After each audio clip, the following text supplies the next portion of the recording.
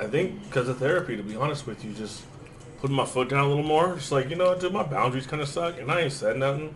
I'm going to start saying shit. Not like in a disrespectful way, but if I feel disrespected, I'm going to say something. And people don't always want to hear that. And they don't want to respond.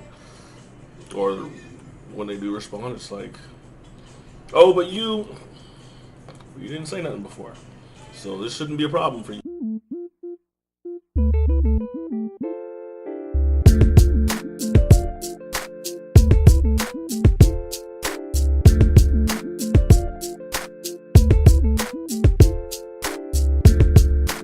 Welcome back to the KJ from OC podcast. I'm your host, KJ from OC, and Ashley is giggling her ass off already. What is so damn funny? Was it the countdown? I think it was. Was it the countdown? The breath before speaking. Because I wanted to wait until we got to 7:10 and it was at 7:09. I'm like, no, this has to be even. That was, I don't know. 7:09 versus 7:10 does not matter, but this is just. It does, because I have issues with things like that. I turn up volume or turn down volume. It has to be on even numbers. So you have certain stuff like that, yeah. A disorder. What disorder would that be? It will be OCD. Yes, it is. Yes, it is. Absolutely. It will be full of the obsessions, not necessarily the compulsions, but right. Yes. So you don't feel compulsed, like if it's. Well, what about your cabinets? I think it's twofold. Actually, it's twofold. I'm not. No. Ashley does not like to have her cabinets open. That's not sexual. Stop. Pause. I just doubt you said, but no.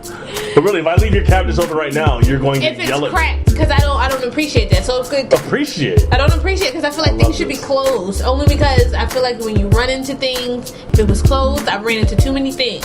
So if it was closed, you wouldn't have to worry about that. So no open communication, closed communication. Got it. You can find me on Twitter at KJ from OC on there, on Facebook, KJ from OC Podcast, and my personal page, KJ from OC. I'm also on Snapchat and Instagram, and you can find Ashley probably in my friends list somewhere. Good luck. This week we're going to discuss Syria. We're going to discuss emotional walls, because we all have them, and we all have to climb them sometimes for others. To build healthy relationships. Why are you rolling your eyes at me? Oh my god, I just want to yell at you. And we're going to watch some funny videos. Stop yelling at me for yelling at you. And we're going to watch some funny videos. I think there was one other thing we were going to talk about. We did yoga pants last week. I think there was something else we were going to talk about, but I don't remember. But I know, we're just going to get into the first topic real quick. And, first topic. So apparently we're in a war. News to me. Didn't know we needed to be in a war, but I guess we're in a war, or at least we've attacked somebody with some missiles. So Syria. So last week there was a video that was released. I haven't watched it because I don't like to see things happen to children, especially right now. Another thing that happened recently was those kids in San Bernardino. Was that yesterday or a couple days ago? Elementary school. Yeah, and I don't like. I mean, y'all know I work with kids. I've worked with kids for 20 plus years. I got kids of my own, so to hear that kids are getting hurt, that breaks my heart. And so, not only when I see it in this country, but any other country. Like there was a picture that went around last year of some kid that was like in a bombed area, and he looked like he was just like he didn't know what to do. Just sitting there, just what do I do, right? But anyway, so this video comes out last week of people getting bombed and chemical attack. That's what it was a chemical attack, and people are going around right now saying it's a false flag. Didn't really happen. It was staged. There was an article I saw the other day saying CNN and another website or news company or something like that, fake news, are going around staging this stuff so that way they can create news in order to, you know what I mean? And that's the kind of stuff that which actually would kind of be quote-unquote funny, not funny, but like, oh, isn't that funny? You create fake news to get the stupid president to react a certain way, who's just like, oh, I'm reacting out of my heart, but it's not really out of your heart because there's shit that goes on here. But anyway, and we're not bombing us, right? Exactly. So keep it real, bruh. But yeah, he was saying that whatever happened in Syria shouldn't have happened. Even though he tweeted at Obama a few years ago, I think they were under a chemical attack a few years back, 3 or 4 years ago. And yeah, it was 2013, so it was about 4 years ago. And in that chemical attack, Obama didn't bomb Syria, or he was supposed to do this, do that. And Trump was tweeting out some stuff saying, oh, he shouldn't do these different things. He has to go through this, he has to go through that. If we go over there, it's just too bad. We need to stay over here and worry about us and not try to be somewhere else all the damn time, right? Same thing you were saying before the show. And that's the same thing I'm seeing here, is not that I don't care about other people. Please don't get me wrong, and don't think I'm saying I don't care about other people. I obviously do, no matter who you are. But my issue is, if we have so many issues in this country that need fixing, I mean, arts are getting cut, medical is getting cut, all these different things are getting cut. So how the fuck do we have money for wars but can't feed the poor, right? It's a Tupac line from Keep Your Head Up from 24 years ago.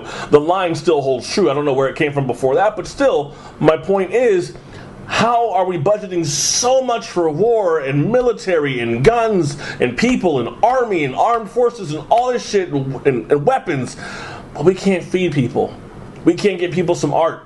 You know what I'm saying? That furthers culture. Like, you really want to talk about culture? Our culture is much bigger than just waving an American flag every 4th of July. Oh, yeah. Every Memorial Day and every Veterans Day. And half of the people don't know what they're celebrating. Right. Think of Veterans Day. What about May 3rd? How about that? Can we do it then? You know what I'm saying? Because if we're going to wait until the dead veterans are saluting, or not the dead veterans, but the old veterans are saluting people toward the end of November, or the dead ones are getting saluted in May. Like, come on, this is what I'm saying. But anyway, so I digress. I'm bothered by this because it's just, we have issues with water in Flint. We have issues with medical, like I said. We have issues with art. We have a lot of issues in this country that I can't even get. I mean, hell, if I called Eric, he would really get into it and tell you all the issues America has right now. Or if I called Bam, he would really tell you about the issues America has right now. Hell, education, and not even just like in the inner cities, but in various places, right? Yeah. Exactly. I got potholes in front of my house, man. Fix that shit. But but why do we care about what happens in another country? Because it's on TV and it's on video and the internet's gone crazy, which I get it. But we still have things to fix here. What interest do we have over there? Is it that we have oil over there? It's our resources. And that's what I hate, is that we're putting resources above actual people. Because what other countries is this happening in that we have not attacked? Oh, we don't have any resources there, we don't care. It's a lot of countries that are having difficulties on a larger scale that we may know of and may not know of. Human rights issues. Exactly. Yeah. But the thing is because, like you said, anywhere that we have resources, we're going to check it out. Mm-hmm. We're like, what's going on? We need to figure it out. Is it going to threaten our resources? If so, we need to step in and do something. And then that in itself, it's like, well, wait a minute. Who said that we need to step in on somebody else's issues? And like you said, I'm with you. We don't want to say, okay, no, we don't want to help you. Just stay where you're at, and we're not going to do anything for you. Even though we have our resources in your country, we're just going to let you just, deal with the chemical issues over there. But my whole thing is that we have to stop going into other people's territory, other people's lands, and deciding, okay, we're just going to bomb it. Yeah. And that's okay. Like, we're just going to bomb it, and it's fine. We're going to go about our business and everything is going to be okay. No, that's not okay. And then the way that Trump looks now is that you look like a hypocrite. Yeah. Because you just told Obama or tweeted Obama, oh, we shouldn't go in there. Oh, we shouldn't do this. Oh, we shouldn't do that. And yet, you in turn do the very thing that you just told him not to do. Mm-hmm. And it's like, well, what's going on? You're not a president. You're not operating and thinking like a president. You are thinking like a businessman. You are thinking about revenge. You are thinking about a whole bunch of other things that do not pertain to the safety of serious people. And it doesn't pertain to helping America's people. Right. At all. You're just out there like, well, they're affecting our resources. We're going to end up not being able to get any more oil. So, well, we might as well just go over there and bomb them. Yeah. And that's the thing that just really gets me. Is just, I'm a people person. I love people. I want people to be taken care of. But if we're going to just pick and choose which people, that bothers me. Especially if we're not letting in Syrian refugees. Oh, we'll pray for the people. Let them in the country so they're safe. Nah, they might be terrorists. They just got bombed. Nah, they might be terrorists. Really? Everybody's terrorist. Right. Everybody's terrorist. What about domestic terrorism? I'm just saying there's a lot of other types of terrorism out there than just what happens from another religion or a region to us. You're a terrorist. You get a terrorist. Stamp. You've been exposed.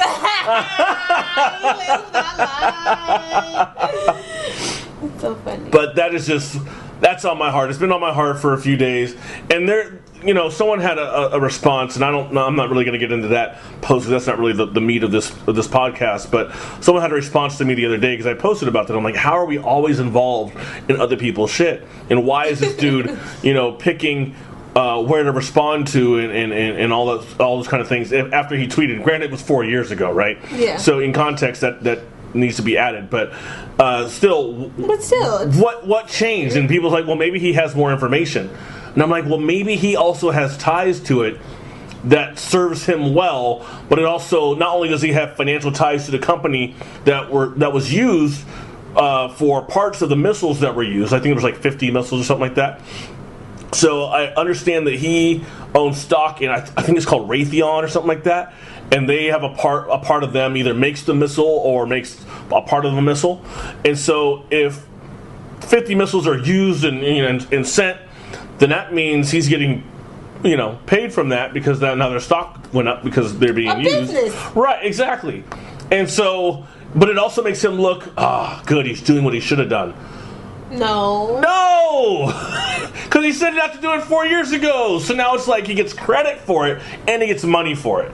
This is the same issue we had before with Halliburton and the 9/11 attacks and the war that went on after that, looking for weapons of mass destruction. Which was never found. But anyway. Yeah, it never found. or they were somewhere else, right? Or just in an unknown land. In a land that didn't even have anything to do with who had attacked us on 9/11. Reportedly, attacked us on 9/11 because I have seen. I'm just saying. If I showed you a video called 9/11 in plain PLANE sight, you would be like, oh shit. I know a lot of that stuff is just bogus. I don't like to be a conspiracy theorist because I had an old girlfriend that was kind of like that, and I was like, this bitch is crazy. And then I started digging into stuff myself, and I literally felt the other day that I started digging too much. And it hit me, and I was like, you know what? I need to stop.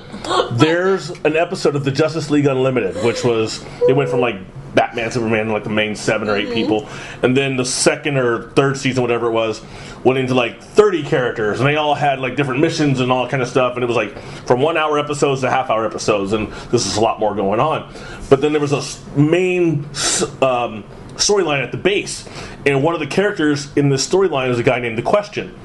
He would question everything. Everything had this guy, apparently was about conspiracy theories. He's like, no, theory, singular. Because everything was, led by something from his perspective. All these different things were leading up to who was doing this and why they were doing it, as opposed to all these different things are happening to us. No, it's all these things happening to us from one source, right? So I kind of felt like this guy in this one episode where he started just like, he was looking at like his whole wall where he had all these different things connecting and all this kind of stuff, and looked like a madman, right? But he's organized in his brain enough to be able to plan all that shit out. So that's why you're like, he's not really crazy. He's just he's very organized, but he just needs a bigger space. But anyway, he's just like flipping out, and he's like, all this stuff, and all this stuff. He starts tearing everything off the walls, and that's how I felt when he was just like, you know what? I can't even look at this anymore because I was just getting so frustrated. You're so wrapped up in it. I was texting my friend Jamie Orger, who I interviewed a couple weeks ago, about vaccinations and why we don't get informed consent on vaccinations. And she and I were talking about an article I was looking for that she found, had the screenshot because it got taken off the internet in response to an article that was written about vax and why it was quote unquote wrong. But it's like, why is that article taken off the internet for whatever reason, whether it was someone took it off or whatever, but child pornography is still on? They have the power to do whatever. You know what I'm saying? It's like, oh shit. Like that was where I was like, this is overload. You know what I'm saying? That's where I was starting to flip out a little bit. That I posted something on Facebook the other night, and I was like, I think I need to focus on some other stuff. How far are you willing to go down the rabbit hole? That's what I'm saying. Cybernetics and cybernetics? I can't. I don't. I can't do it. It'll have you tripping. It's really trippy. Yeah. And I know it's all about money, power, prestige at the base of it, right? At the baseline, yeah. And it's... Fuck. I would go on record saying there's people you would be surprised and some you would not. Be surprised at hey, you could be a cause or a pawn in this game. You know? It's just, I don't know. Because I've seen certain things, conspiracy theory things, pertaining to 9/11 as well as Illuminati stuff. Like, it gets really, really deep. And I'm like, I'm not going down that rabbit hole. Yeah. I'm not going to do it. I'm not Sherlock Holmes. I'm not over here trying to. No, I'm not going to do it. But I will say, it keeps you informed and it keeps you well up to date on certain things that are taking place that you may not know of. Let's just say that. And that definitely includes FBI, CIA, DEA, whatever acronyms you want to use, it involves them. Yeah, I'm sure. And how they've been in place for so long, and how they operate, and who they target, and is it really about and this is totally off topic now, but just in terms of the whole entire conspiracy, not conspiracies, to keep people enslaved as best as possible, whether it's physical or financial. Because if their labor is enslaved to you and they can't ever get above the hump financially, they are enslaved to you. Oh, yeah. And they're enslaved to the banks, and the banks are enslaved to the government, who lets them run the way they run, almost unchecked sometimes, until some shit, until a lawyer gets hold of something like that. Then it becomes an issue. But then the person who, like Wells Fargo last year, fraudulent shit going on, then the person who was behind that, or who was the head of that department, got to retire and take all the money from that shit and bounce. Hello, Norman? Are you serious? I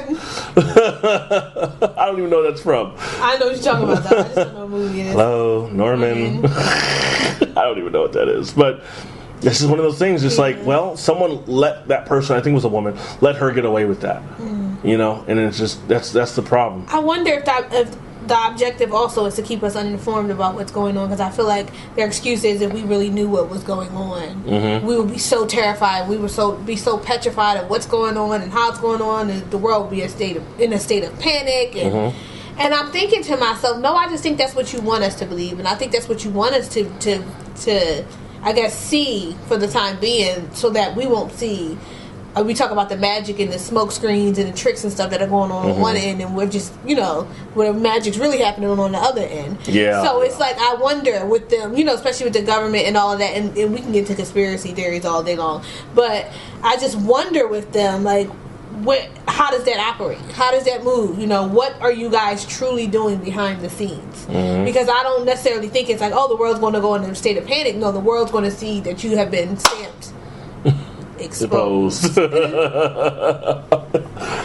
I hate to end it on a laughing note, but I guess we're going to have to end it on a laughing note. Next topic. I notice I start every segment with so. You don't know because you don't listen to the show. So let's change it up. Have you ever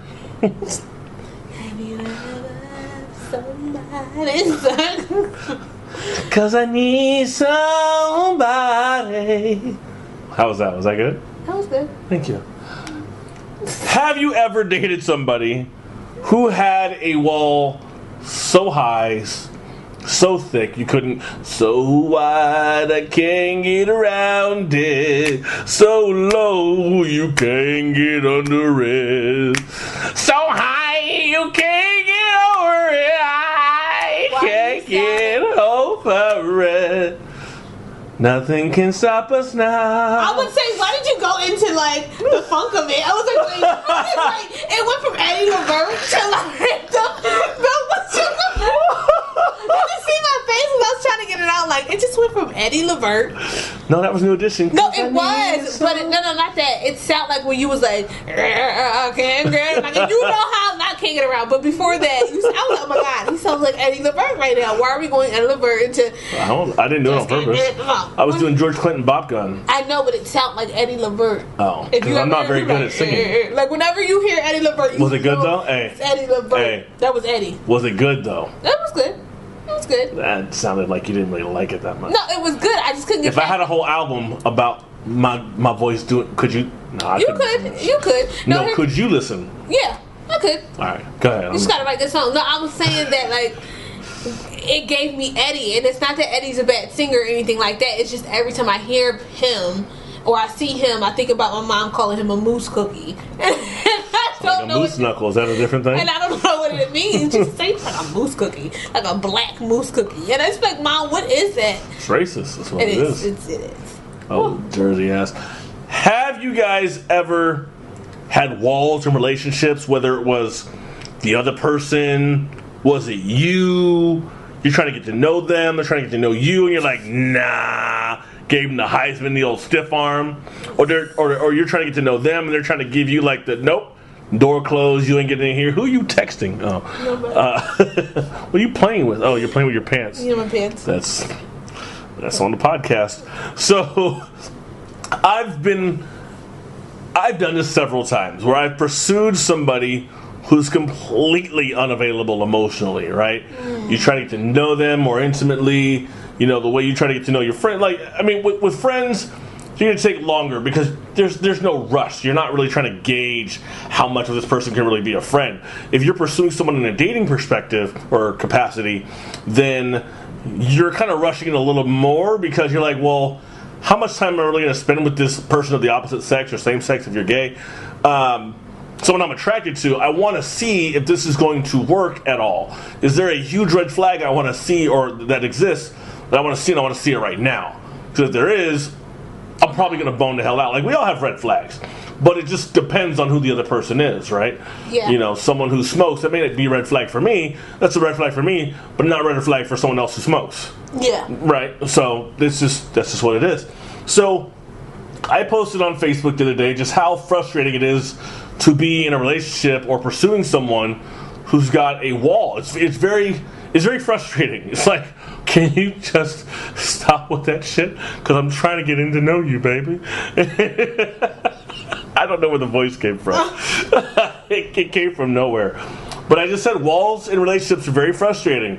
How helpful are they? And a couple people just said, from the Trump perspective, depends on if you have to pay for it or not. Wink, wink. One person said stressful, the other person said depends on where you're coming from. Which means if you have a wall and it's helping you deal with whatever you got to deal with in the meantime, then it's helpful. But if you're coming from the perspective of I'm trying to get over this wall that this person has put in front of me, then it's not helpful, right? Mm-hmm. I agree. And so I said, as a guy, or maybe just as me, because I don't want to speak for all guys, that's not fair. I hate having to put up with walls in dating of I don't want to get hurt again. So I pursued somebody. She's not trying to get hurt again, which I understand. I'm not trying to hurt you. I'm just trying to get to know you. But when you open yourself up and you become vulnerable, people learn things about you and they may not like it, and that might hurt. They didn't hurt you per se, as you got hurt by them not accepting something about you, which in turn hurt, right? And I'm just speaking from my perspective towards them. And I said, I didn't hurt you, so expecting me to and believing I will or might isn't fair to me or us. Should I say that part again? I didn't do this. So if you're going to put up this wall, this isn't fair to you, because now you don't get to know me. It's not fair to me, because I don't get to know you. It's not fair to us, because now we don't get to know each other. There's a stagnation. Oh, hello. There's a stagnation in the relationship that can't grow. There's a retardation, even, if you will, and I'm using the term correctly. Relationships have hurts, and they should also have forgiveness and grace and endurance. And I said none of this post is about domestic violence, because I don't want people to think, oh, you know, you got hurt by someone, it's okay to let them back in your life. No, I'm not talking about domestic violence. That's a totally different issue, and I'm not even talking about that there, so don't think I'm talking about domestic violence, because I'm not. And so that was my perspective of, if you've been hurt by someone, to continue to protect yourself in that protective eggshell, so to speak, right? Which really isn't that protective at all. Because it can still break. It can still be very vulnerable. Someone can say or do something, and that eggshell's going to break because you're already fragile as it is, right? Mm-hmm. And so to continue to do that kind of thing isn't helpful, and it really kind of just hinders you from growing, I think, not only in relationships, but as a person. What do you think? Say that last part again. I don't know. I kind of just made it up as I was going. I was like, wait. I was like, I was following you to the last part. to put yourself in that eggshell, after already being fractured, and it's kind of a thin eggshell, so to speak. How helpful is it really? Is it helpful or is it not? What do you think? I don't. It's not helpful, in my opinion. But I smell it coming. No. I smell a big butt. No, it's not helpful because I said because if it's already fragile, why are we getting into something that's not stable? It's fragile, meaning at any point in time, it's technically temporary. It can break, just like you said, at any moment. I don't want to be in something that is fragile. I want it to be in something that is sturdy and stable. And to be in that is vulnerability to the max, of course. But why would you put yourself back in there? Okay. And we do it all the time. I'm not saying we don't do it. But I'm saying, why would you do that? It's a level of vulnerability. It's a level of, like, complete, like, oh, man, I don't know. I don't have nothing at the bottom to save me. Like, do I have my parachute? Because I don't know. You know, because the wrong turn, the wrong move, it's over. Yeah. So, I mean, I guess my thing is I personally wouldn't, you know, do that. But we do it anyway. Regardless of whether we say we don't want to do it, we do it anyway. And the funny thing is, we don't do it with everyone. No. We don't do it in all situations. We don't do it with every person we date or well, we might do it with every person we date for a time being because we're just not emotionally healthy yet. But our friendships may not have those things. But if you're talking about a deeper emotional connection, as in a dating relationship or sexual relationship, there might be a wall that gets put up because you're just like, I don't want to get hurt. I don't want to give details on this, but I've had a conversation with people before about, and this was like months ago, about sex and F buddies, right? Bed buddies. Yeah, I don't get that, but keep on. Yeah, I do from a physical perspective of I just want to bust, right? I just want to release. But if I don't have any emotional connection to this person, then I have nothing to lose other than just busting and leaving, right?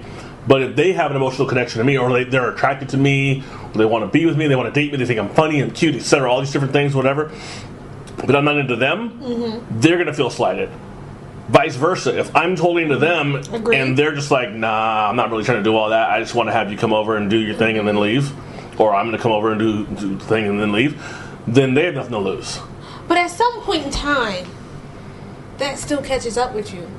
Your emotions, your feelings. Why are you continuously coming back? There's something in that person, even though you say you're not emotionally connected, there's something in that person that keeps you coming back. Because it's not just sex. It's not. At that point, my thing is that people don't understand that that is a soul tie. We talk about soul ties all the time. We talk about also residue. And people are like, well, you know, what's residue? What are you talking about? Residue off of like a soda bottle? No, I mean like residue in a sense of like you've shared something with that individual. So that individual took a piece of you as well as you took a piece of them. Yeah. So it's like that is a soul tie. You are connected and infused, whether it's healthy or not. It's still a connection of some sort. And that residue from that person or those people that you've slept with, that you've dealt with, will always be there. It'll be there regardless. And it's like people don't understand the impact and the power that has. So you can say, okay, I want my sex buddy, but either way, it's not just one person being slighted. That other person will also be slighted because they'll continue to keep having F buddies and more F buddies and more F buddies, and that residue, those soul ties with those individuals continue to add up. They continue to hold them down, continue to get them and take them to a place where it's just like, okay, what am I doing? Whether they know it or not, what am I doing? You know what I'm saying? You eventually get to that place. It's not like you're, oh, you know, I'll never be this, I'll forever be a bachelor, I'll just F every girl and I'll be good, she'll be fine, I'll be fine, lies. Because even then there's emptiness. There's something that makes you feel alone that you have to go and do that. Yeah.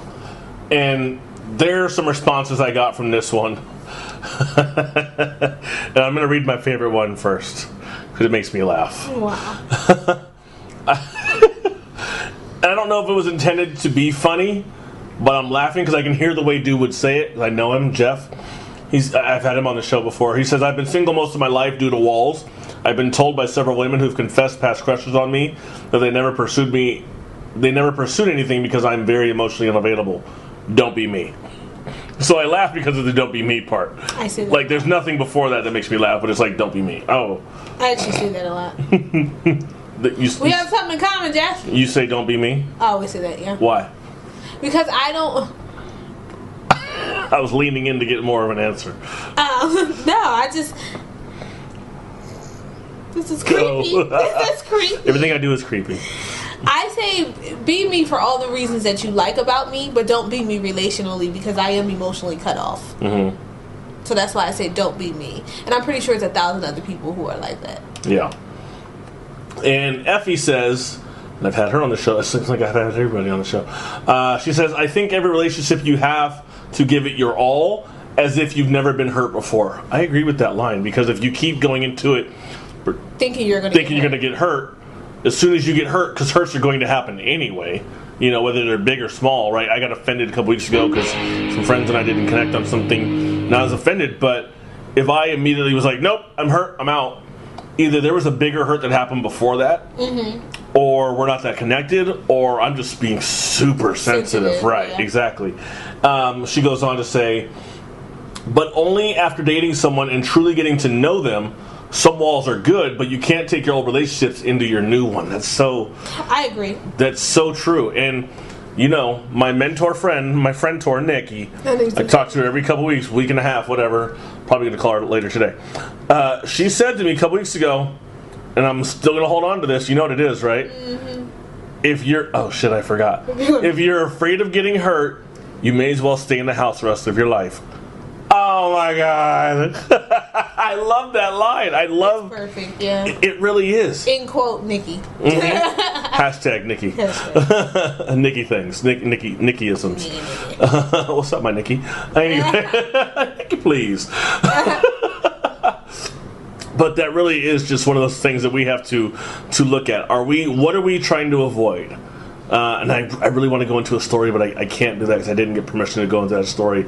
So I think it would be really good. But just basically, I think there are people out there who will get into other relationships, sexual relationships, because that represents to them, this is just sex. I don't have to put any emotion into it, because the last time I put an emotion into having sex with someone, I got hurt. Now if I just remove the emotion and just get the sex, I'm good. Because sex makes me feel good. The emotion makes me feel good too, but a woman or a man, quote unquote, has needs, right? Which are really just wants, the desires, right? So the need is to get fulfilled. Yeah. But anyway, that's essentially just what it is. I think just people need to really stop taking old into the new and stop trying to make it look like I'm just having sex. You're not just having sex. Yeah. You're having sex, and there's going to be someone's going to flip. Someone's going to trip out, and they're going to have an emotion towards you, or you're going to have one towards them. Then you have a new situation. You have rules that are now being broken, and now what do you have? Now you have a new issue, and then it becomes, well, now where do we go from here? Yeah. Right? I think, as you were talking, I was thinking about expectations in relationships that are spoken and unspoken.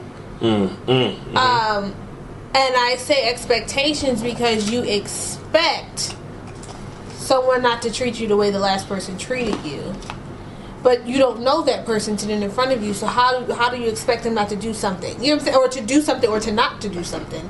But I think we go in like, oh, I just hope this one don't be like the last one. I just hope, I expect this person to be better. But it's like, I think we put too much emphasis on the expectation of how that person's supposed to be, and when it's not given, then it's a big ass disappointment. It's a big disappointment, and therefore you're hurt because you've put that on yourself.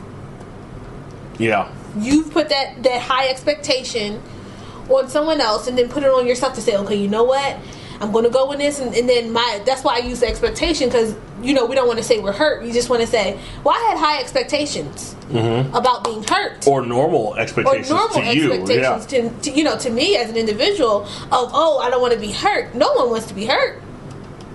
No one does. But at the same time, we put too much emphasis on what we want out of it, and when we don't see what we want, just like you said, when you get to know that person and we don't see what we want, then that's when that becomes a big disappointment.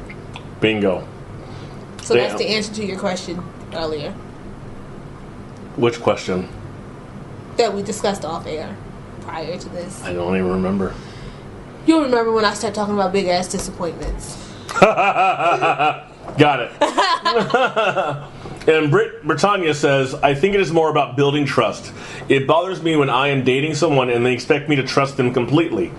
Yeah, trust has to be built. You can't just trust anyone right off the bat.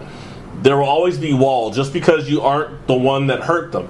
They are understanding that someone that they believe they could trust could hurt them. With that being said, if it has been a couple months and they are still having trust issues, then you have to decide if you're willing to put in the effort to break those walls. Something I had to decide a couple months ago, didn't I? We all do. And 8 years ago.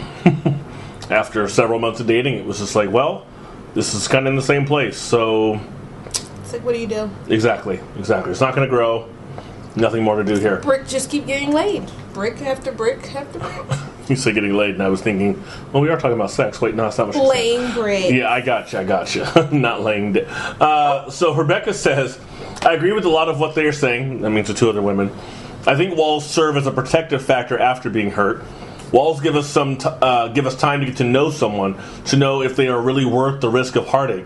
Even if we end up in great relationships, in those relationships, there will undoubtedly end up being some pain. Walls allow us time to decide these things, all while offering some protection too. The right person won't try to knock down your walls, instead slowly take pieces down with you.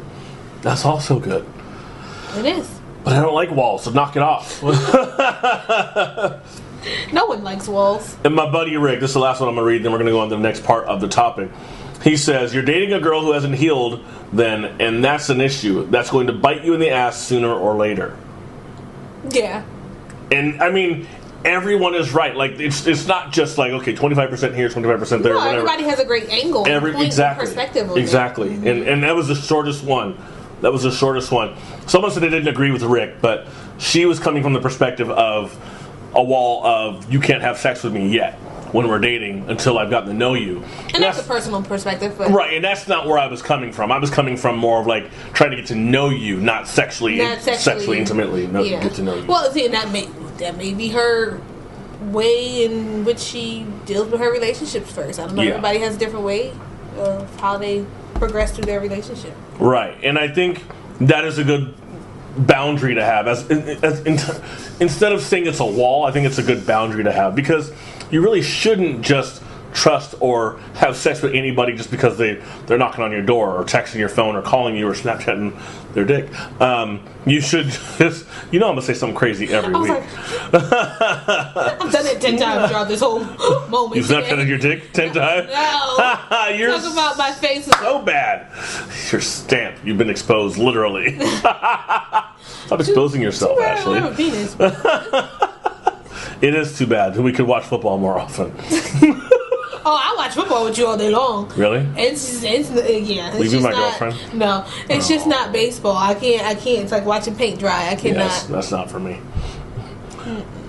And as someone said before, just about the amount of time spent dealing with someone who's not willing to open up after a certain while, you kind of want things to progress. You want things to say, hey, are we moving forward with this? Are we staying stagnant? If we're staying stagnant, how long can I stay stagnant with you? Oh, yeah. Why are we staying stagnant? If I can't even get that answer, then it's like, well, what the hell's really going on here, right? Yeah. So then I said the next day, or maybe later that day, I can't remember, I say a lot of things. They are emotionally unavailable and you've been dating for 3 months. Very specific.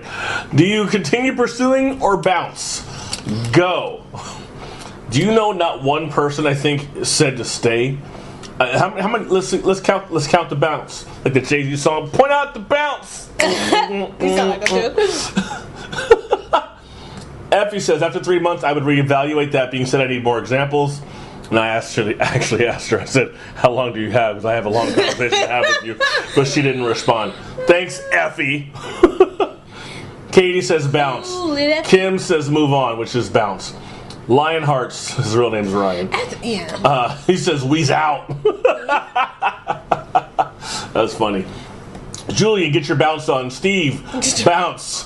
Mary Jane, bounce. Kim Pelton, time to move on. Hey. She might be on the show someday.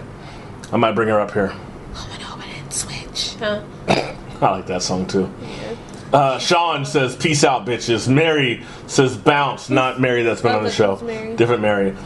Another Ashley says if their current, she didn't say. Ashley? It's another one. Okay. She says if their current state is something you can live with for the rest of your life, continue. If not, get out. Like the movie. Mm-hmm. I wanted to laugh and be like, what do you mean get out? And then post a picture of the movie. But I was busy, so I didn't have time for it. Gemma says, now before it's too late. Anique says, run. Larissa says, bounce. Esteban says, sounds like there already been pretty bouncing going on already. I don't know what that means. I don't know either. We tried, bruh. Jennifer says, depends on what you want. If you're looking for a real relationship, bounce. If you just looking for fun and not a commitment, then stay. Okay. Lindsay, bounce. Jimmy, bounce. Brooke, the right person will totally be into you. No guesswork. You'll both know you deserve the best. Hey, man, I like him. Hey! Don't he do it. Sorry.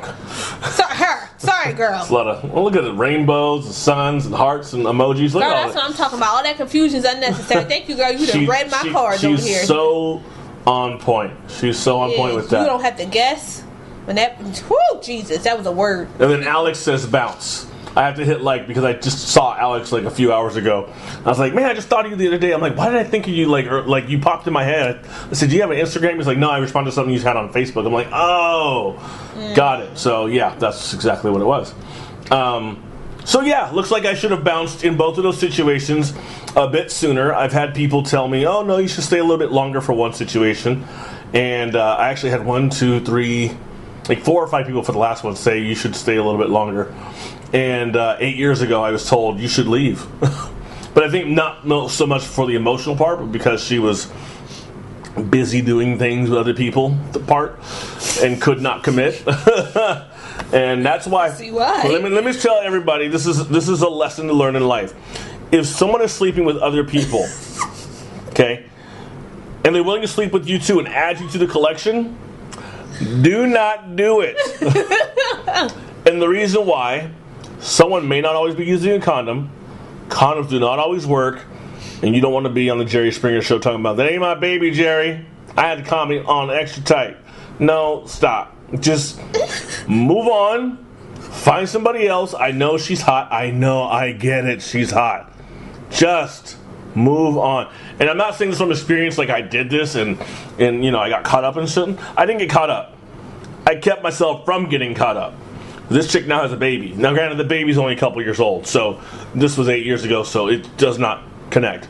But still, if they're having sex with someone else or other people, numerous people for that matter, even if they're all using condoms, you know what? Don't do it.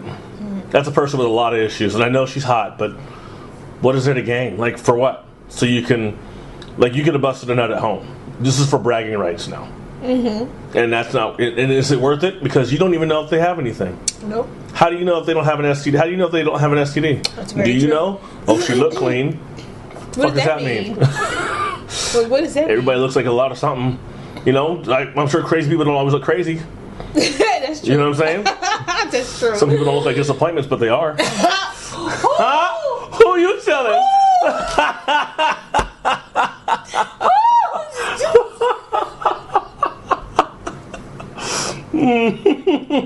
So I had to ask people what they thought was the biggest wall in their relationship. Was it trust, communication, something else?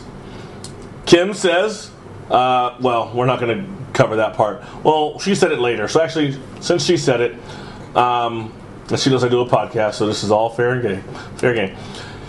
Consistently broken trust, alcohol abuse, psychological, other abuses, psychological abuse, isolation. The list could continue. It all goes into the greatest 4-year fail of my life, which I really feel bad to hear, because it really was a sad story. Oh, that's a shame. Yeah.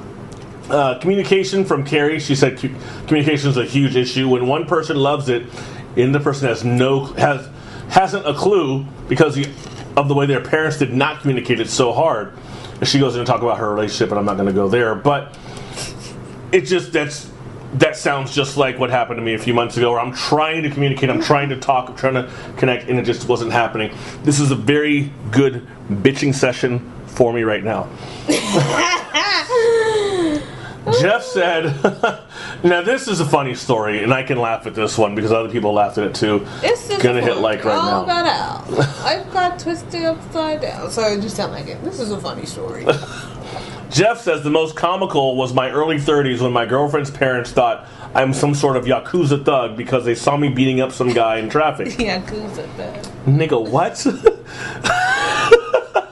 Apparently, they were at the same traffic light I was at the moment some dude on a bicycle spit on me. Okay, that's next level. I'll just beat his ass too, because I don't. You would beat somebody's ass for less than that.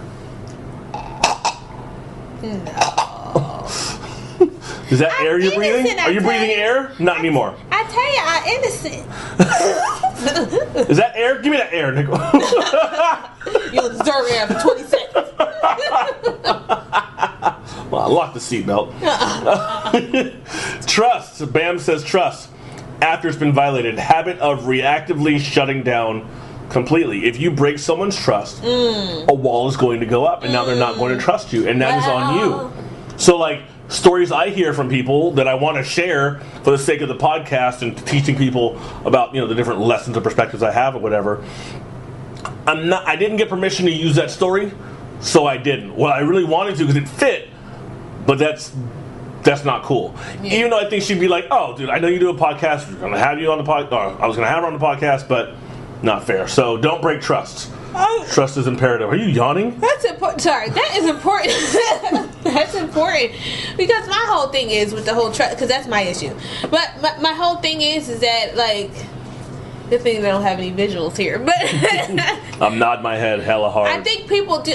I think for me, it's the lying and the sneakiness, and this is how we attempt not to trust you. You know what I'm saying? I don't want to lump and say we as all females or something like that, but that's what I mean by the walls can come up because why are you lying? Just be honest, because I feel like we can get so much further just being honest, and that way I can try and trust you because I'm like, you know what? That person is being honest. I got no choice but to respect that. Right. And it's just like you being honest. The walls ain't gonna go up, but I know what to expect. And it's just like, okay, well, we can keep it here. Yeah. Yep. I appreciate your response. You're welcome. Don't lie, y'all. If you date Ashley, don't lie. Because she don't put up a wall. Trump wall. Wow. The funniest response, though, smartass here, Tim Brooks. My girlfriend's parents' back wall. Roughly about 6 feet high. I had to book it out the back with half my clothes on because her parents came home early. I don't like it. Bro, you're like 42. If you have a girlfriend now and you're having to leave her house, then she needs a higher paying job. And I had to be honest about mine. And I'm not going to go into why I had this particular issue. This is a very off-air conversation I have with my therapist and my personal friends. So knock that shit off. Nah, for real. My biggest wall issue was, my biggest issue in dating was women who were controlling. So, yeah, I really hated that. And I found myself breaking down recently the types of women I've dated. Controlling, insecure, and there was another one. Controlling, insecure, and emotionally unavailable. So all three wrapped up either into one or two of those things into one person, or segmented, these over here, those over here, whatever. That was my thing. And that was the biggest thing I've had to overcome because of my own history. And that led me to date people like that, which obviously isn't healthy if you're dating.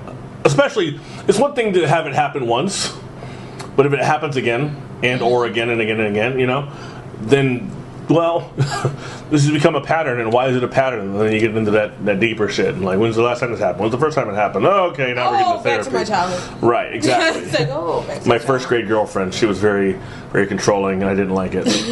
I've never healed from that. She told me to sit next to her and put the damn crayon on the color sheet right here. I don't know you. Color here, bitch. I don't want to color. She was also my first grade teacher. I dated my teacher. Wow. Is that illegal? I just made a bubble. Congratulations. Thank you. So, Paul says Breaking Bad habit. Not Blind Paul. We love Blind Paul. Hi, Blind Paul. Hi, Blind Paul. Paul says Breaking Bad habits that don't benefit the future in the relationship. That's a wall. If you have bad habits like drinking, if you are doing drugs, if you're, I don't know, whatever some bad habits might be, some maladaptive behaviors. If you got those going on, then yeah, that's a wall. Someone's got to get over. Like whatever reason those things are there, someone's got to get over that. Separating the painful actions of the past from the present. That's the bringing the old stuff into the new. This is also the other Ashley again responding. Yeah. I know you don't like her right now. I'm like, and she's older than you too, so she had that name first. You making me look bad. But I thought that was a good response. But I'm reminded of, and I probably talked about it before. So, the final argument, which was, I told her, I said, I'm climbing up your walls. And she told me she had walls, and I got it. Climbing up your walls.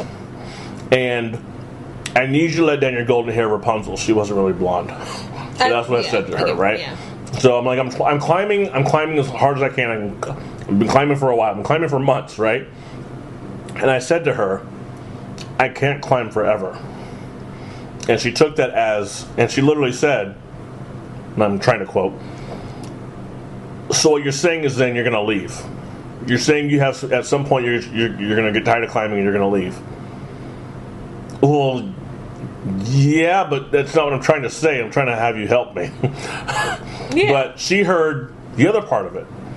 And that was the issue, and we ended up having an argument, and she hung up on me.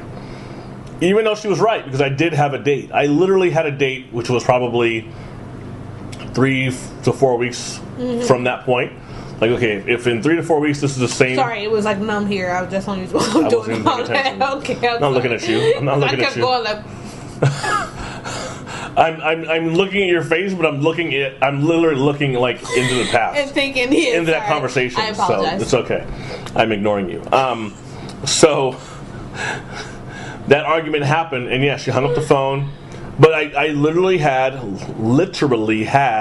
a date in my head where I was just saying I was done with this.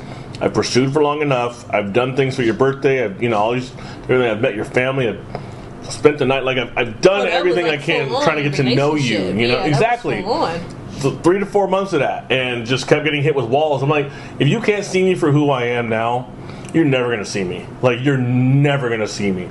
And she would dock me for a few days. That was like on a Friday or something like that, maybe Thursday, and she didn't talk to me until like Monday. And when she hit me up on Instant Messenger, she sent me a message and said she was crying at work. And I'm like, why are you crying? And she's like, because I slept with someone over the weekend. And I was like, actually, I think it was that night. And she felt really bad about it. I'm like, good, you should. And she said, I don't know what's going to happen with us. But I told her before, I said, if you're going to keep doing that and you're going to continue... It's one thing to date other people. It's another thing to be sleeping with people. Yeah. I said, if you're still doing that, I can't date you anymore. It's like, at first I didn't know you very well. Now I'm getting to know you more. You stopped doing it. I appreciate that. Because she did it because she was getting closer to me. Okay. And it made sense as, attachment. Hello. Yeah. Right? And so I said, if you're going to continue to do it, it's not going to work. So she stopped. And she did it again when she got mad. Self-sabotage. Because I told her what was going to happen. She's like, I don't know what's going to happen with us. Nothing. We're done. I still said I was going to take you out for your birthday, so I did. And she was like, I've never had anyone do this for me before. I know, because I'm an amazing guy. And I care about you. Now, I'm a man of my word. But I'm done with you now. And take care. Wow. And I never dated her again. We ended up becoming reconnected, like friendish level, a couple years later. For a while, and then I was like, I don't know. Didn't feel right? No, not really. And I don't talk to her at all.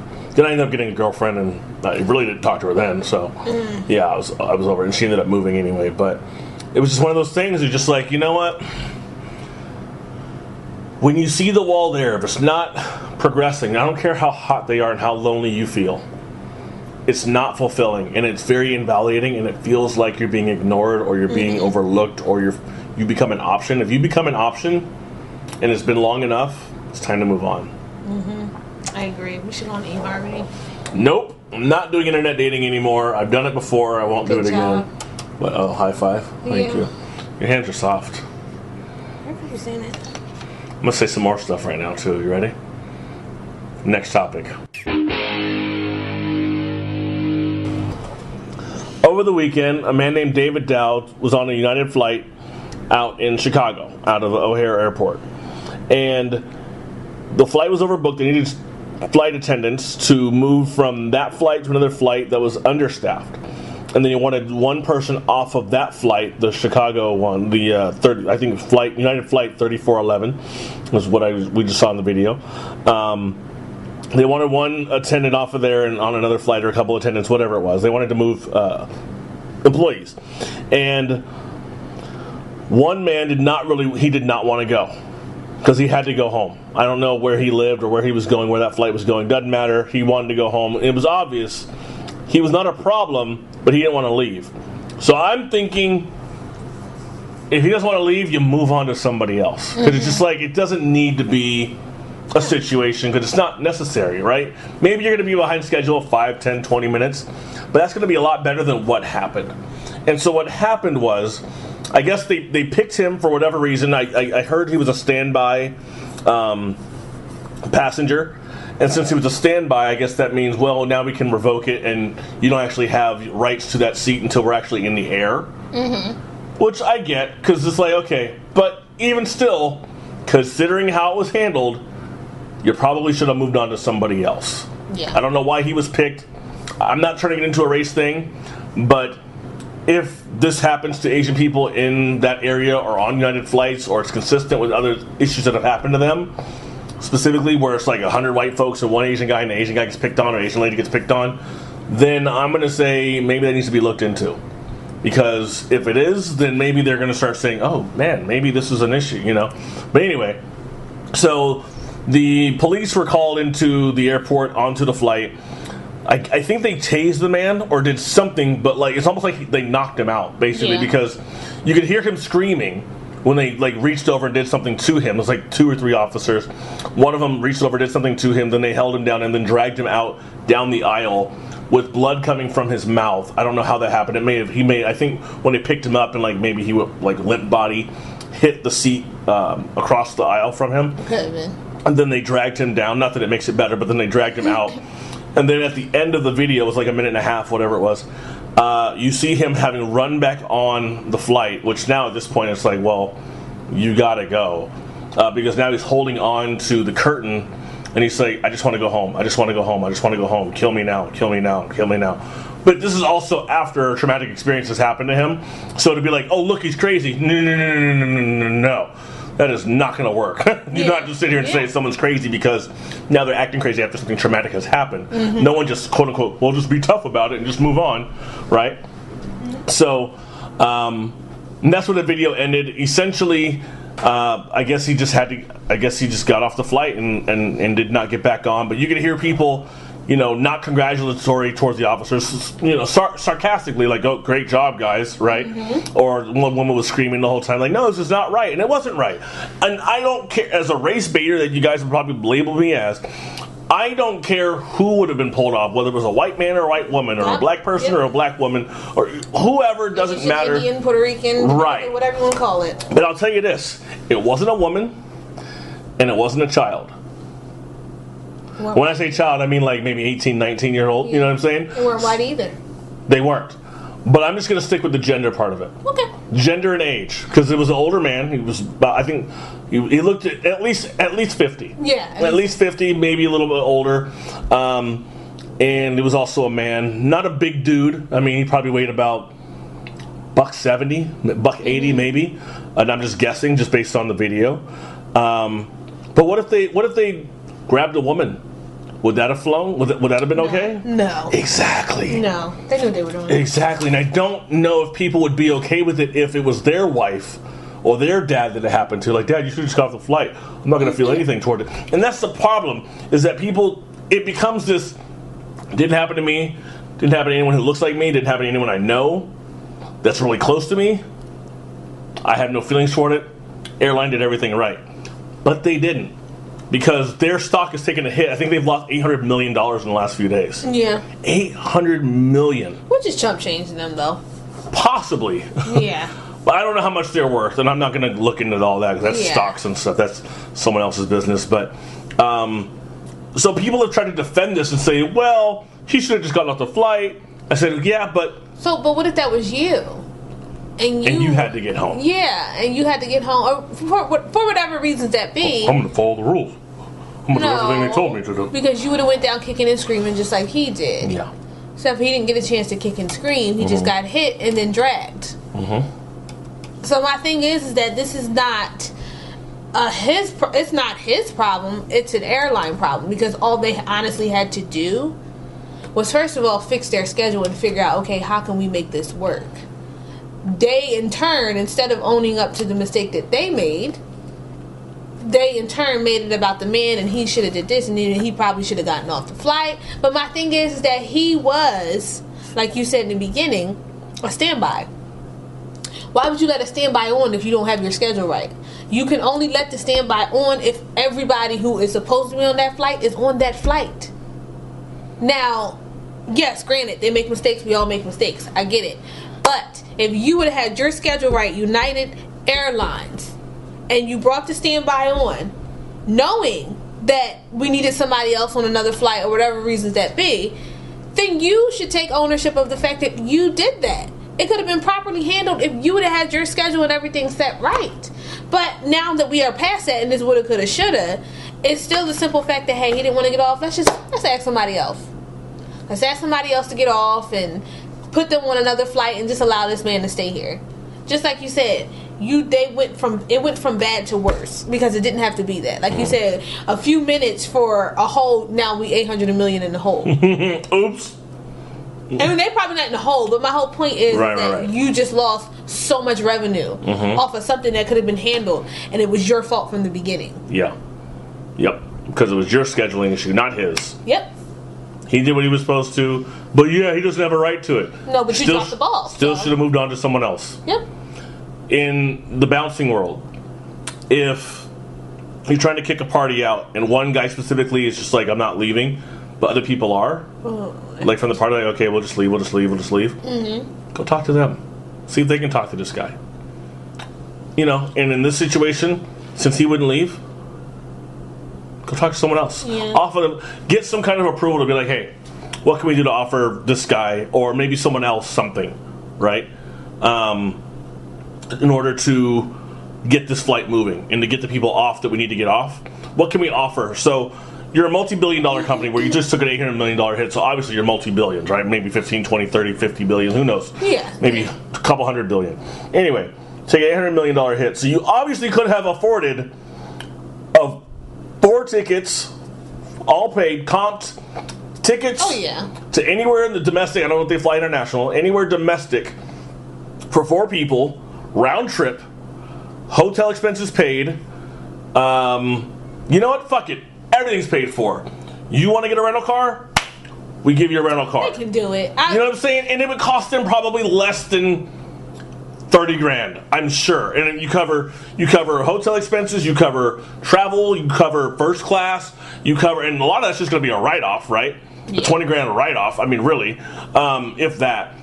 And then you also cover food expenses. Like here's a Visa gift card for $4,000. Appreciate you. Sorry for the inconvenience. They can do it. You know what I'm saying? And it really could have just happened that way. And I know you make billions of dollars, but dude, less than $20,000 is nothing to you. They can do it because I definitely recall being in the airport and a couple of times people had to get off. They're like, "Hey, we'll just give you $300 for each passenger." I'll take $300. I'll take $300. I'll get off and get on another flight. Yeah, it'll be fine. Go to Mastro's, dog. And I've seen them do it, and it's like multiple people that get off the plane. They'll give you $300 vouchers. Yeah. Like, so you can do it. You can do it. You just choose not to. Right. And yet now you're probably looking at a potential lawsuit because of it. Mm-hmm. So, I mean, so sorry for United Airlines. I kind of wish it was American Airlines. Can't stand them. But anyway, so sorry for them. I really do hope they look at that tape again because I want to know what happened with why his mouth was bloody. And then I think here I go. I'm always thinking about the fight, flight, or freeze. Mm-hmm. And I say that because I think about us as a whole, us people, when we stand by and watch things that are wrong, that are happening, and yet we're like, oh my God, we're screaming, and one woman screamed, so everybody else is out recording. But if you knew the situation was happening about a seat, why don't you just say, you know what, let me just get up, you can have my seat, sir. And I could have just got off the plane and you could have just left him sitting there. You get what I'm saying? But I don't know if that's the world we live in because we're so thinking about ourselves all the time. I don't want to be inconvenienced. Exactly. And it's just like, well, I got somewhere to go too. We all do. Mm-hmm. But to avoid this situation and avoid this man being attacked and dragged, embarrassingly dragged, and like he's embarrassed at this point, dragged off of the plane, and then him coming back on because he's all kind of triggered. And he's just like, oh, you know, I just want to go home. I just want to go home. Kill me now. Kill me now. Yeah. You know, that was traumatic for him. And it'd be traumatic for me too. Yeah, and people just sitting there like, oh, well, shit, I gotta go home too. Well, it's just like, you know what? Maybe at some point, as Americans, and no, this is not our fault, and we're not gonna make it our fault. But I'm saying, with that type of situation, it's so many different ways that could have been nipped in the bud. There's so many different ways, and it starts with United Airlines. Hindsight. Yep, hindsight. And for them, it probably was just like, whoa, what the heck is going on? Everybody froze. Yeah. That wasn't like a flight we all can get up and start running. Everybody froze. And it's simple as that. And then some people probably just didn't freeze. They just was like, well, you know, I'm just thinking about myself. I just gotta go get home. You know, I gotta get home, so I'm not really trying to give up my seat either, because I got stuff to do. Or, you know, everybody's thinking of different things. I just know, for me, probably being in that situation and being the person that I am, and you being the person that you are, you probably been like, you know what, you know, I'll just move. I'll get off the plane, I'll go on another flight, and I'll let this man just take this flight, and then, you know, whatever. That's just the type of people we are. Now, not everybody's going to do that, but, you know, I just feel like it's just so many different ways, like you said, in hindsight, that could have been handled. But it starts and ends with United Airlines. And I guarantee you, if a situation like this happens again, they will handle it differently, as they should. Because this was a little bit too much. As Drake would call it, extra. It was hella extra. It wasn't necessary. And I think the Chicago PD or whatever said that this, or maybe the airline security, whatever, just said this is not standard protocol. This is not how we handle situations like this. And really, they shouldn't have. It should have just gone to someone else. Problem would have been solved. And you would have taken an $800 million hit. I mean, if you're the CEO of the company, you got to be thinking, why didn't someone just offer some money? Maybe they don't have the ability to do so because they can't. But you start going up, like, just start, hey, 300 for the next seat. Who's first? Raise your hand. No one? 400. 450. You know, start going up. And so, I mean, you're probably going to hit 1,000. Someone's going to be like, I got it. You know what I'm saying? Somebody's going to say 300. Somebody's going to raise their hand. Yeah, 1,000 and maybe in the next flight, you know. And you get $1,000 spending cash or investing cash or beer cash or Coke cash, whatever. I think for me also, looking at it from the city's perspective, Chicago O'Hare now, it probably has become like the place of contraption. It's just like, oh, I don't know if I want to take a flight there. Not just United Airlines. Yeah. We're talking about Chicago O'Hare now. It's like, do I want to come in and out of that airline? Yeah. I'm at that location. Right. I'm like, I don't know. Because if they treat all people like this, is it just United Airlines? Is it any other airline? Right. You know, it starts to question, like, oh, maybe I can't get a flight going in Chicago O'Hare or coming out of Chicago O'Hare. Yeah. And that becomes an issue then, because now we're now the whole the city. Airline is the whole the city, the airline. The actual airport itself. That's what I'm talking about. Yeah. All because no one wants to spend, in hindsight, 20 grand. Here's a free vacation for you, sir. What do you think? You think about that? He's old and he's going to get paid big time, because that lawsuit won't come down, and I'm pretty sure his lawyer's knocking on that man's door right now. Okay. Subpoena, bitch. And they can't wait to sue a company as large as that. Oh, yeah. Because they're going to go in, where's Al Sharpton? Where's Yellow Lives Matter? Where's all of it? Where's all of it? Man, because you know there used to be the Yellow Panthers when there was the Black Panthers. I heard about that. Fully supportive of the Black Panther movement, understanding what it was for. And I know Jordan understands Black Lives Matter, so I appreciate that, dog. Next topic. It's time for some funny videos. I watched this video last night and I thought it was absolutely hilarious. And it's about people who say they don't see race. And I think to myself, are you out of your fucking mind? Because how do you not see that my skin is different than yours? Or that other people's skin is different than yours? Like, there's a difference. And it's okay to acknowledge differences. We don't have to pretend like we don't see differences, right? doesn't make you less racist or more racist if you acknowledge differences. Because the Klan acknowledges differences. They sure the hell do. But there are people who don't acknowledge differences and are probably just as racist as the Klan. And I don't see color. You know, I don't. You're see just that. a human to me. You know, we're all just human beings who happen to be different colors, different ethnicities, different genders. There's only one race, the human race. Yeah. I get that. Race is a social construct. I get that. Obviously, there really is only a human race, but different nationalities and origins, nations of origin, when we really look at the bloodline. I get that. This is not a philosophical race debate going into anthropology and how we... this is not... No, seriously, no. This is not that. Because we're all black if you want to get into anthropology, but... but my brother, so I can say the N-word? No. No, you can't. No, because you ain't that black. Yeah. We all waffle-colored motherfucker. Indians, Native Americans, and black... Yeah. We all. But, so this video is called I Don't See Race by a group at College Humor. Man, there were so many incredible super diverse movies last year. Diverse movies? Yeah, like Moonlight or Lion, Hidden Figures and Fences, movies that didn't like just feature white people. So interesting. I never really thought about that. Really? Even after the whole Oscars so white thing and all the articles written about it? Call me crazy, but I just don't see race. I guess I'm just the least racist person here. Okay. Race is like often like a pretty obvious thing to observe. It's not like racist to notice. I had to laugh. Zach, my goodness, I only see one race. Ugh. The human race. Such bullshit. You're only telling yourself that so you don't have to think about racism or confront your own prejudices. No, I'm not prejudiced, okay? I don't even judge Trap for being a woman. I'm a man, Katie, you know that. No, honestly, I just guessed. This is gonna sound nuts, but I don't see gender and I don't see sex. I just see people. You don't see how men and women look different? No, I just see, like, shapeless blobs walking around. Okay, and if one of those shapeless blobs were pregnant, you would then know that it was a woman. To me, it could just be, like, a heavy-set man with, like, a big watermelon stomach. Okay? I just am so committed to equality. I'm just a good person. Unless you're blind, you can tell that people have inherent differences. Oh, I wouldn't know if I was blind or not because I don't see disabilities. I'm not a monster. So, if someone were in a wheelchair, you wouldn't be able to see the wheelchair. I have never seen a wheelchair. Never seen a wheelchair. I don't know what a wheelchair looks like. If someone were in a wheelchair, you would not install a ramp in your building. I would refuse. So what if someone was missing a limb? It's perhaps tucked under their little butt. If someone were deaf? Talk to them as if they could hear.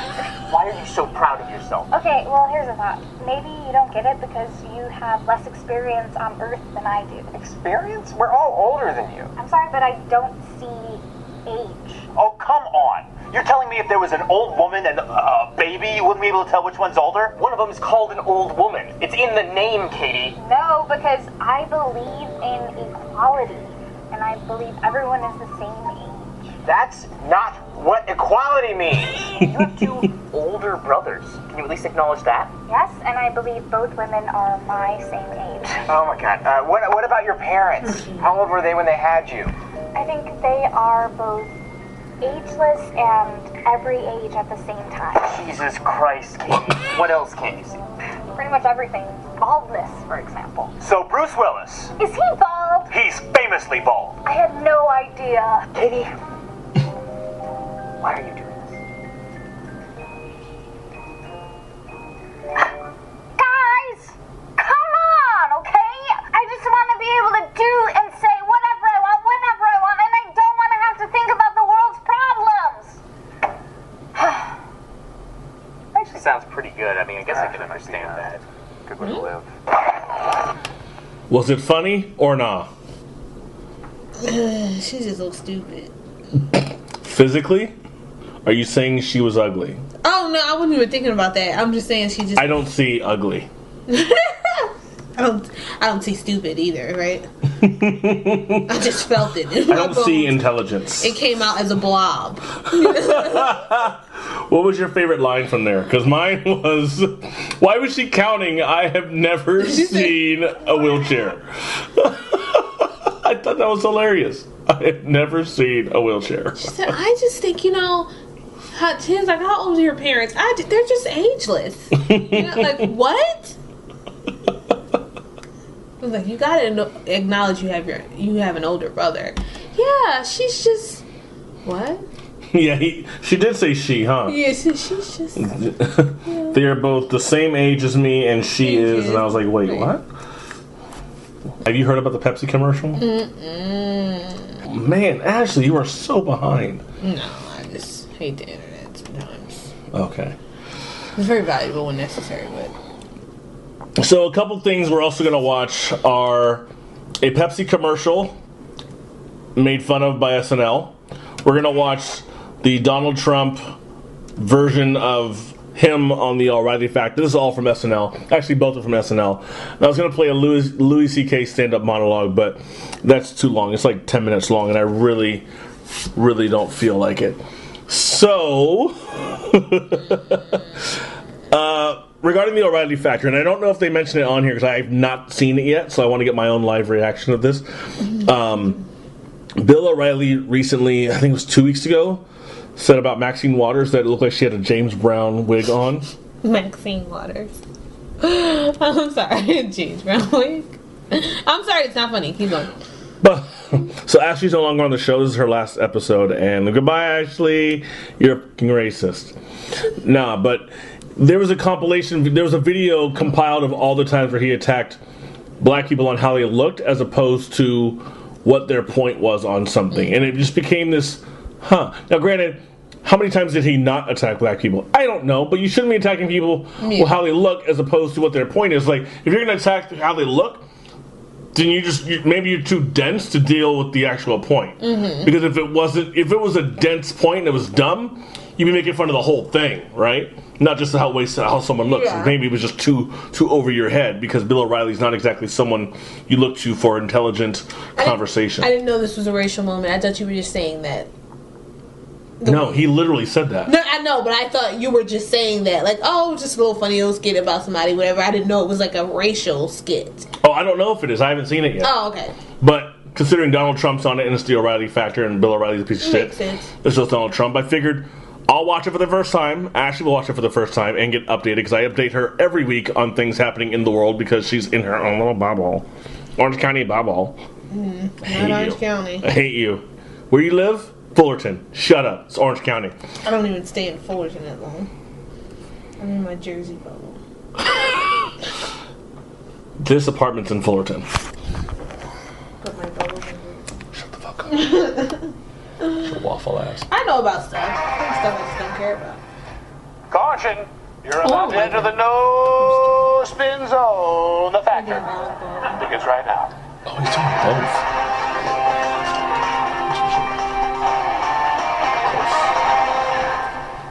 Hi, I'm Bill O'Reilly. I hope you're having a terrific evening. Subject of tonight's Talking Points memo is the scandal everyone's been talking about all week. A scandal no one thought I'd have the guts to address head on, about the shocking allegations of abuse of power that have been leveled against the Obama. Let's bring in Fox News investigative reporter Lua Dewey with an update. What's that? Laura no longer works for the company? What, did she get the check? Okay, fine. I'm told we do have Fox News analyst Malia Zimmerman, who's normally in studio, but is now reporting live via satellite from exactly 500 yards away. Malia, great to have you. Quick point, just for those who didn't know. Bill O'Reilly has been in trouble in the news recently for sexual harassment suits. So that's why 500 yards away and no longer works with a company that should get the check. Jokes are being made because this nigga's a pervert. All right, go ahead. Malia, you spoke to former Obama security advisor Susan Rice, and you told her, I believe she illegally leaked the names of Trump's people to the media, correct? Yes, and she denied it. So you asked her point blank, and she said? No. Okay, but when she said no, what was her vibe? Her vibe? Yeah, like when she said no, did her eyes say yes? Sometimes they'll do that. No, they just said no. Okay, but was it a firm no, or was it more like convincing? Oh, man. We do that thing we talked about? All right, terrific reporting, Malia. Thanks They blurred her face out. for having me, Bill. We're going to take a quick break. As you know, 60 of our sponsors have pulled their ads from the program. No word as to why yet. We thank the following sponsors for sticking with us. The O'Reilly Factor is brought to you by Dog Cocaine. You can teach a dog new tricks, and one of them is doing cocaine. And the O'Reilly Factor is also sponsored by Prescription Strength Eliquis. It's Cialis for horses. Get your horses boned up and see what happens with Eliquis, the official horse aphrodisiac of the Factor. And finally, the movie Chips. Oops. Very proud of all of our sponsors. Now, this is hard for me to discuss, but I've also been in the news this week. Apparently, several women have come forward and accused me of offering them exciting opportunities here at Fox News.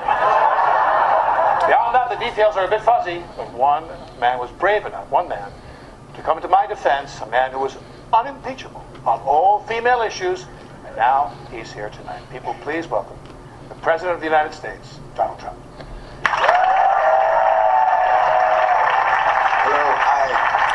Hello, everyone. Good evening, Bill. It's so wonderful to be here on The Factor. I'm a big fan. I'm a big fan as well, and it's an honor to have you here. And can I just say, Mr. President, you look even better on TV. I know, I do. I look fantastic. And can I tell you something? I actually see a lot of myself in you, Bill. Thank you, Mr. President, and thank you for coming to my defense last week, even though no one asked you to. And you even went as far as saying, quote, Bill O'Reilly did nothing wrong. That's correct. And that's based upon... Hunch, just a loose hunch. You're familiar with the facts, the case. I mean, I'm more familiar with this case than I am with, say, healthcare, but I didn't really look into it much, no. I was too busy being super presidential by bombing a bunch of... Well, I deeply appreciate your support on behalf of all women. And I'd like to thank you, Donald Trump, for promoting Sexual Assault Awareness Month. That's right, Bill. It's a subject that's near and dear to my hand. Thank you for stopping by the factory, Mr. President, and keep up the good work. Wait, is that a joke? Excuse me? A lot of people have been saying, keep up the good work, but then I found that it was a joke. I was not making a joke, Mr. President, I promise. I'm back, baby. Don't forget to check out my new hit book, Old School, Life in the Sane Lane, terrific title. It's about having great morals and values, and it couldn't have come at a better time. I'm Bill O'Reilly, and thanks for watching The Factor.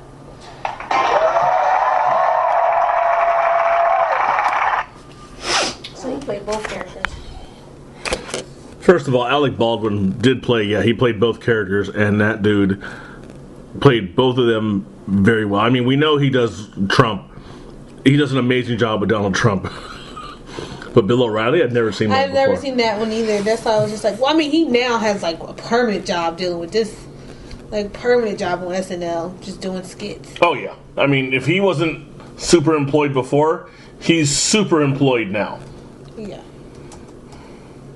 That's like Tina Fey playing, what's her name?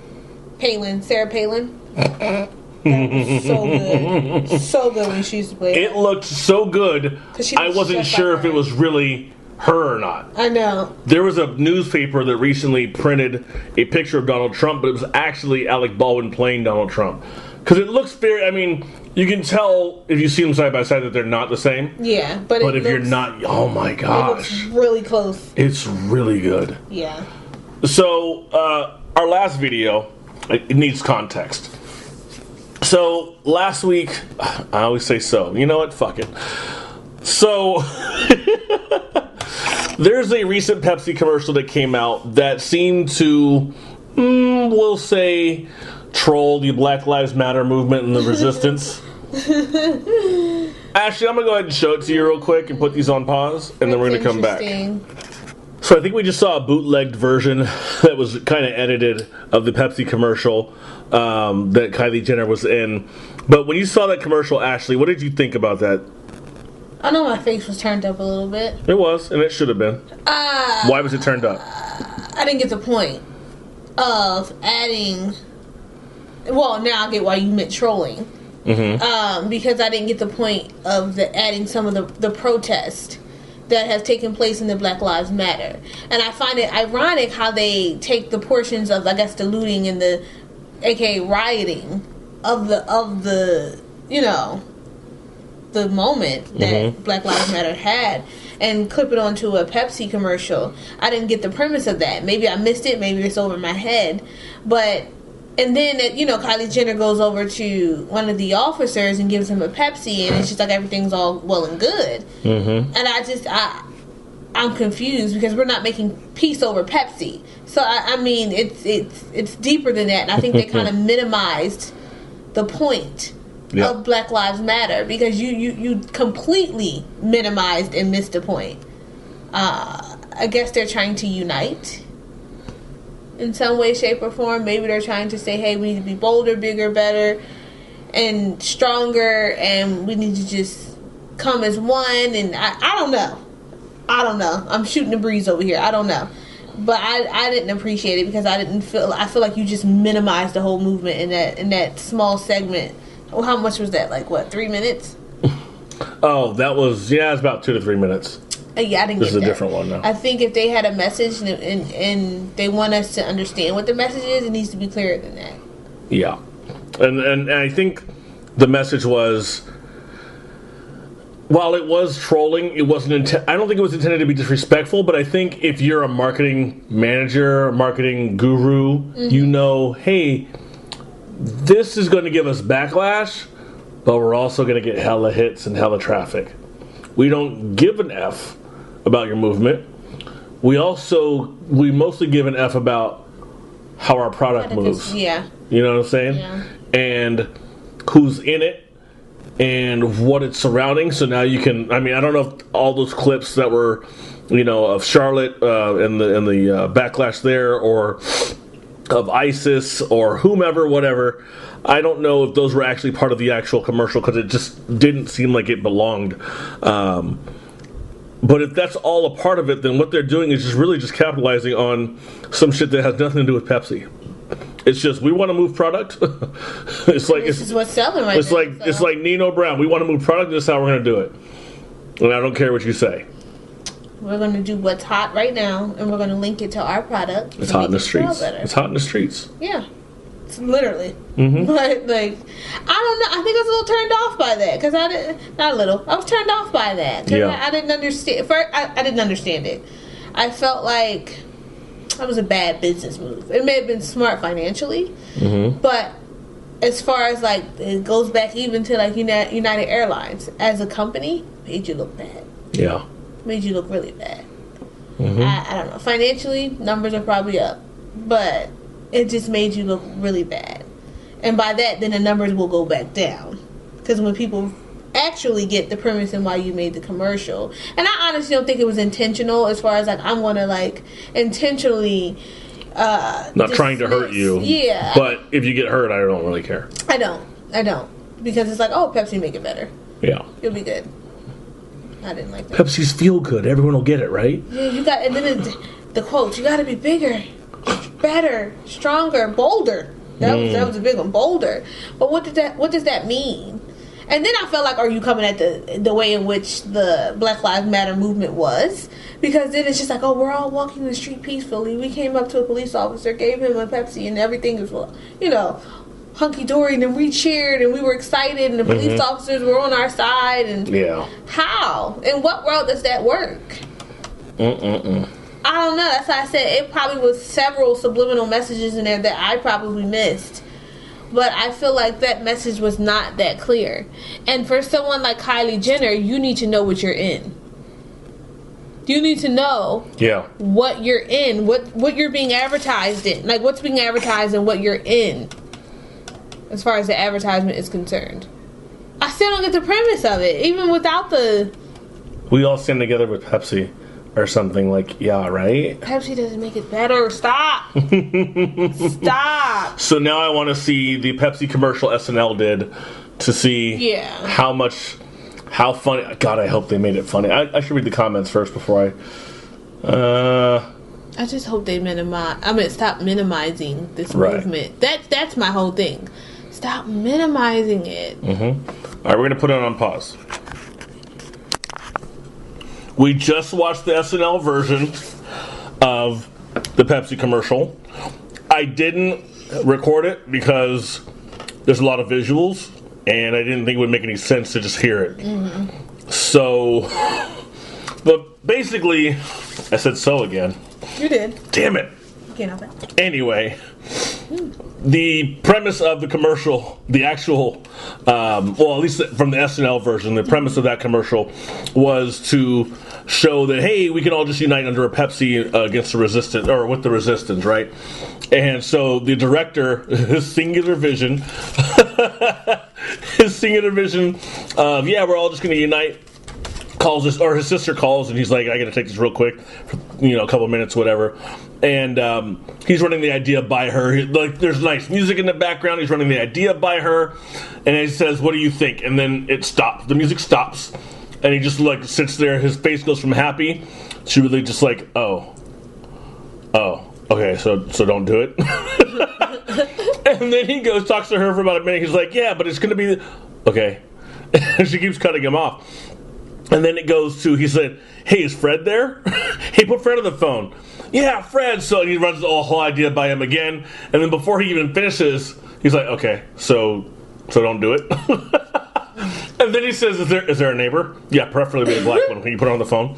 So he gets a black neighbor. And as soon as he starts to say, so I get the Pepsi commercial, it's about the Black Lives Matter. Okay, so just stop. Run away. Don't show police. And with Fred, Fred said, is there an Asian guy?